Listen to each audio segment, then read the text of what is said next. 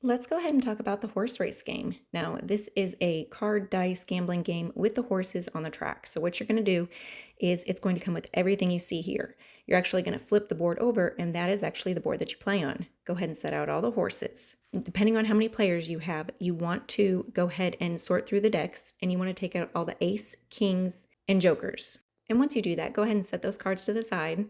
You're going to take the remaining deck of cards and you're going to shuffle them really good, and you're going to go ahead and put them into piles for each player. Now, each player might not have the same exact amount of cards, and that's okay.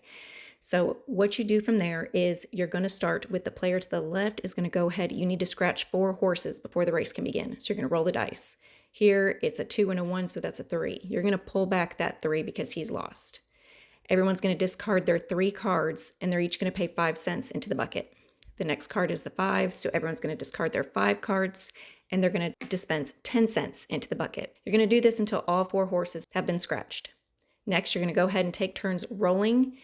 Go ahead and add up the 2 dice, and that is going to be the horse that moves 1 peg.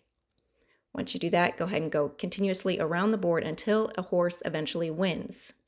If you roll a number of a horse that's already been scratched, you will pay the amount on that horse's line, and then you're still going to pass the dice to the next player.